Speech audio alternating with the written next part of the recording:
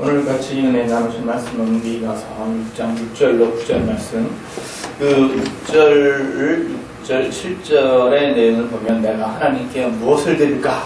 이걸 굉장히 고민을 해요. 미가가 하나님께 무엇을 드려서 기쁨을 드릴까? 그랬더니 하나님께서 사람에게 구하시는 바가 있는데 이것이 무엇인가? 그러니까 사람아 주께서 선한 것이 무엇임을 보이셨나니. 그래서 하나님께서 우리에게 뭔가 선한 것을 보이셨는데 그게 무엇이냐 봤더니 공의를 행하며 인자를 사랑하고 겸손히 내 하나님과 함께 행하는 것이 아니냐. 그렇게 해서 하나님께서 내게 구하시는 것이 있는데 그게 뭐냐, 수양의 기름도 아니고 천천만만의 그 제사의 기름도 아니고 공의를 행하고 인자를 사랑하고 내 하나님과 겸손하게 행하는 것, 이거렇게 말씀을 하십니다. 미가서 6장 6절로 9절 이렇게 말씀하셨는데 사실 이건 예수님께서 한 번 더 강조를 하신 거죠. 마태복음 6장 33절에 너희는 먼저 나라와 그 의를 구하라. 그래서 나라와 의라고 이렇게 잘라서 말씀하셨는데 구약에서도 누누이 하신 말씀이 뭐냐면 공평을 행하고 공의를 구하라. 그러니까 공평을 행하고 나라는 이제 공평을 행하는 것이고 의는 공의를 행하는 것이고, 이것이 이사야 5장의 포도원의 비유를 가지고 또 말씀을 하셨어요. 그래서 오늘 말씀을 보면 인자를 사랑하고 그 인자는 또 이 나라에 해당하는 것이고 공의를 행하고, 공의 또 나왔네. 공의를 행하는 것이고 이것이 하나님께서 우리에게 구하시는 것이다. 이렇게 얘기를 합니다. 그래서 그 나라와 의를 구하라, 이것을 모세에게도 말씀하시고 여호수아에게도 말씀하시고, 뭐라고 말씀하시냐면 그 기록된 성경의 말씀을 입에서 떠나게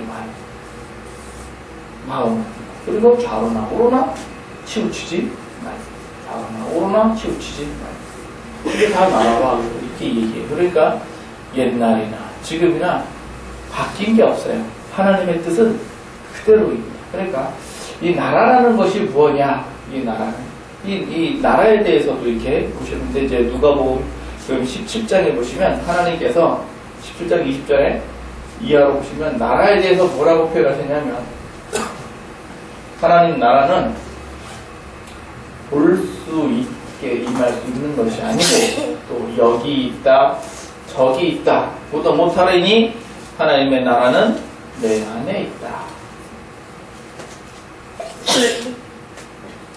이거를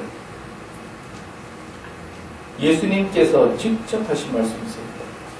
빌라도 앞에 섰을 때에도 예수님께서 뭐라고 하셨냐면 내 나라는 이 땅에 속한 것이 아니다 라고 말씀하십니다. 내 나라는 이 땅에 속한 것이 아니다. 어디에 속했는가? 내 안에, 우리 마음에 하나님의 나라가 속했다. 그래서 나하고 하나님하고 이것이 나라에 해당하는 것이고, 나하고 이웃하고 이것이 공의에 해당하는 것입니다. 그래서 나하고 하나님하고 이걸 어떻게 표현하셨냐면 로마서 8장 2절에 우리의 마음의 법이 성령 안에서 평강과 의와 희락이 되는 것이 하나님의 나라고, 공의는 나하고 이웃 앞에서 내가 사랑을 할 수 있는가, 내가 내 십자가를 질 수 있는가, 이것이 공의입니다. 그래서 그 나라와 의를 구하라. 예수님께서는 아버지 하나님, 내 아버지 이렇게 표현하셔서 나하고 하나님하고 예수님하고 하나님하고, 예수님 자체가 즉 나라, 그 다음에 예수님이 자기의 십자가를 지시고 즉 공의, 이것을 행하심으로 말미암아 모든 무릎을 예수 이름에 꿇게 하시고 모든 입으로 예수를 주라 시인하게 하시는 하나님 우편에 앉는 그런 영광을 이제 가지셨다는 거예요. 이게 뭐냐? 이게 복음이에요. 그래서 예수 그리스도를 통해서 우리가 그 보혈의 십자가로 구원 얻었다. 쉽게 풀어서 쓴 건데 그게 나라. 예수 그리스도의 보혈의 공로로 내가 구원 얻었다. 그게 나라. 그 다음에 내가 이제 그 구원이 감사하니까 내 이웃에게 가서 실천하라. 그게 의. 그러니까 이걸 가지고 뭐라 그러냐? 이것이 복음이다. 이게 다 아는 복음을 왜 얘기를 하는가 하더니 요즘 새로운 목회 패러다임 이게 유행이에요. 유행. 새로운 목회 패러다임. 이게 뭔 얘기인지 아세요? 어려워요. 이게 뭔 얘기인지. 새로운 목회 패러다임. 야, 이거 무슨 새로운 목회, 이 시대가 요구하는 목회 패러다임이 뭐냐? 그게 뭐냐, 그게. 이거에서 목사님들이 많이 연구를 합니다. 그래서 저도, 이게 뭐야, 신기한 게 있나 보다. 그거 알아봤더니, 그럼 이게 뭐냐, 패러다임이 이거부터 한번 봅시다. 이게 뭔 얘기지? 이렇게만 얘기하니까 뭔 소리인지 못 알아들었는데, 패러다임이 뭔가 하더니, 이게 본이에요, 본. 본이 뭔지 아시겠어요? 모델. 그러니까 표본. 그러니까 실제 실예. 그래서 어떤 교회가 어떻게 했더니 뭐가 어떻게 됐더라. 그 교회는 어떻게 했는가. 그걸 얘기를 하는 거예요. 어떻게 했나. 그래서 무슨 교회가 뭘 어떻게 했더니 뭐가 어떻게 됐더라. 그럼 어떻게 했느냐. 그거를 얘기하는 거예요. 그러니까 패러다임이 아닙니다. 그래서 간단하게 얘기해서 좀 솔직하게 좀 아주 요즘 돌직구라고 표현을 하던데 딱 대놓고 얘기해서 뭐냐. 어떻게 하면은 성도들이 교회에 몰려오겠느냐. 그런 얘기예요. 이 패러다임은 뭔 소리가 했더니 어떻게 하면 이렇게 몰려오겠는가. 그래서 교회가 병원 의료 사업을 같이 하면은 누가 몰려오겠어요? 환자들이 몰려오겠지. 교회가 무료로 치료합니다. 그러면 환자들이 몰려오겠지. 그러면은 누가 할 수 있어요? 그거를 돈 있고 의사 있는 교회는 할 수 있어요. 그게 패러다임이에요. 그 다음에 가난한 사람들에게 양식을 준다 그러면 누가 몰려오겠어요? 양식 없는 사람들은 몰려오겠지. 그럼 누가 할 수 있어요? 그거는 돈 있는 교회 할 수 있어. 그 다음에 또 뭐가 있을까요? 복지하는 교회. 제가 아는 교회가 그런 교회가 하나 있어요. 뭐냐면은 교회를 3년 이상 5년 이상 이렇게 다니면 그 교회 60세 노인들한테는 연금을 줘요. 교회가 연금을 줘. 예. 얼마 주더라? 하여튼 먹고 살 만큼은 아니어도 그래도 수십만 원 줘요. 몇 년 이렇게 있으면 수십에서 그 교회 좋다. 야, 근데 그 교회에 좀 다녀봐야 돼. 그 교회는 되면 거기가 안 되겠다 했더니 대구에 있대.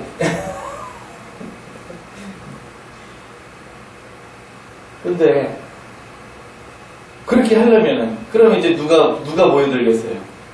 패러다임. 노인들이 몰려들겠지 뭐. 부흥 많이 될 때. 그 다음에 또 예배 이렇게 참석하면 피자 한 판씩 쏜다 그러면 이제 누가 오겠어요? 애들 피자 쏜다 그러면 애들이 몰려오겠지. 이게 패러다임이 쉽게 얘기해서. 그런데 그러면서 이제 목회 패러다임이 뭐냐 이걸 제시를 하라. 그런 얘기. 그러면 애들한테 한 사람 앞에 한 판씩 쏘려면 돈 있으면 해야 될 거 아니에요. 돈만 있다고 되나? 마인드가 있으면 해요. 마인드가 있으면. 목사님이 그런 마인드가 있으면 하고 없으면 못해. 피자 한 판이 얼마인데 올 때마다 이렇게. 어떤 교회는 이런 것도 봤어요. 새벽 기도 나오면 10,000원씩 준다. 누가 올 것 같아? 그 교회 새벽기도 미어 터집니다. 노숙자들과. 미어 터지니까 이제 10,000원에서 5,000원으로 내렸어요. 넘어와서 감당이 안 됐나 봐. 그러니까, 어떻게 하면 교회를 채울까? 그런 뭐 방법론적인 그런 걸 얘기를 하는. 그런데, 실제로 이게 문자적인 예를 볼 것 같으면, 실예. 그러면 뭐를 실예로 잡아야 됩니까? 뭐를 실례로 잡아야 돼요? 예수님을 실례로 잡는 거예요. 예수님이 실례지 무슨 다른 실례가 어디 있어요? 본을 다 삼으면 뭐를 본을 삼아야 돼요? 예수님이 본이지. 교회에 무슨 다른 본이 어디 있어요? 예나 지금이나 무조건 뭐예요? 복음이에요. 새로운 패러다임 그런 거 없어요. 무조건 복음이지. 그래서 예나 지금이나 뭐냐, 이 복음이라고 하는 이 관역에 화살이 정확하게 갖다 들어가는 거야. 이게 진짜지. 화살이 이제 다른 데로 가면 어떻게 돼요? 화살이 다른 데로. 어느 시대, 어느 나라고 간에 화살이 다른 데로 가면 이거 끌어다가 다시 여기다 정확하게 맞추게 하는 게 그 시대의 모든 목회자들의 사명이었습니다. 초대교회 때도 그랬고, 종교개혁 때도 그랬고, 지금도 그렇고, 1차, 2차 세계대전이 터졌을 유럽에서도 그랬고, 예수님 시대도 그랬고, 오늘 제가 굳이 미가를 갖다 본문으로 잡고, 미가 구정에 보면은, 하나님께서 성읍에 외쳐가라사대, 여호와를 경외하는 것이 뭐라고요? 읽어드릴게요. 9절에 있는 이게 여호와께서 성읍을 향하여 외쳐 부르시나니 완전한 지혜는 주의 이름을 경외함이니라. 완전한 지혜가 뭐냐? 주의 이름을 경외한다. 완전한 지혜라고 말씀하셨지만 이거는 그때나 지금이나 예수님께서는 나라와 의로 표현하셨고 지금도 마찬가지예요. 그게 뭐냐? 그게 복음인 거예요. 이게 실체고 나머지는 뭐냐? 그냥 옷을 갈아입는 거예요. 옷을. 그래서 패러다임이라는 말을 굉장히 거창하게 썼지만 사실은 이게 뭐냐? 껍데기, 옷. 주인은 누구예요? 주인은 예수님. 목회, 교회. 이게 주인이고 이거는 패러다임은 껍데기, 옷. 그럼 우리 교회는 어떤 패러다임을 하면 되겠어요? 시자를 풀어? 연금을 줘? 목사님이 침수를 배워가지고 침을 놔줘? 침을 놔주는 교회가 있어요. 그 교회 가면 침을 놔줘. 무료냐, 무료. 그러니까 누가 모이느냐? 거기는 환자들이 드셔. 우리 교회는 복음으로 가는 거예요. 복음. 무조건 복음. 예수님. 그러면서 이제 옷을 하나 입었는데 뭘 입었냐? 그게 이제 방송 설교를 방송이라는 게 옷을 하나 입는다 이거죠. 그래서 우리나라 기독교의 부흥 발전을 이렇게 쭉 보면 말이죠. 처음에는 이제 동네마다 북치고 돌아다니마다 아이들이 다 몰려왔어요. 그래서 그 아이들 데리고서 아이들 목회하다가 10년, 20년 지나면 그 아이들 어떻게 됩니까? 장성해져요. 장성해지면 교회가 어떻게 돼요? 부흥이 돼. 부흥이 되면서 교회도 짓고 크게 짓고 많이 짓고 그렇게 돼. 그러다 지나가서 그 세대들이 어떻게 됩니까? 다시 이제 은퇴들을 해. 지금 은퇴들을 하고 있어요. 그러니까 교회 재정이 어떻게 되죠? 없어. 은퇴를 했으니까 이제 헌금을 못 내잖아요. 없어 이제. 그러면 교회는 이제 그러면서 내려가고 있어요. 이게 한국의 어떤 그런 모습이에요. 그리고 부흥 강사들이 교회마다 돌아다니면서 불로 해가지고 나라를 탁 이렇게 해가지고선 일으켰어. 그 다음에 어떻게 돼요? 부흥사 아닌 부흥사들도 많이 있다고 그러더라고요. 그래서 스스로들 말하기를 한국교회는 부흥사로 인하여 부흥이 되고 부흥사로 인하여 망쳤다. 그런 얘기를 스스로 그렇게 하시더라고요. 그렇게 했다고 또 이렇게 내려갔어. 그러다 지금은 얼마 전부터 그 행복으로의 초대 이렇게 방송 설교 탁 하시다가 요즘은 뭐 방송에서 많이들 얘기하시죠. 그러다가 이제는 뭘로 넘어왔어요? 인터넷으로 다 넘어왔어요. 그죠? 인터넷으로 다 넘어. 이게 몇 년 사이에 우리나라 전쟁 끝나고 나서 100년도 안 되는 사이 확 바뀌어버렸어요. 그래서 앞으로 우리가 지금도 우리 교회 목회는 어떻게 할 것이냐? 복음으로 하는 거예요. 많은 목사님들이요, 제사장의 기능은 많이 하십니다. 그래서 예배를 어떻게 정확하게 드릴까, 어떻게 열심히 드릴까, 어떻게 그냥 은혜롭게 드릴까, 예배만 딱 그래서 예배 정말 멋있어요. 강단도 얼마나 멋있고 음향시설도 좋고. 그런데 선지자 기능은 좀 약해요. 선지자 기능이 뭡니까? 이게 진리를 외치는 게 선지자 기능입니다.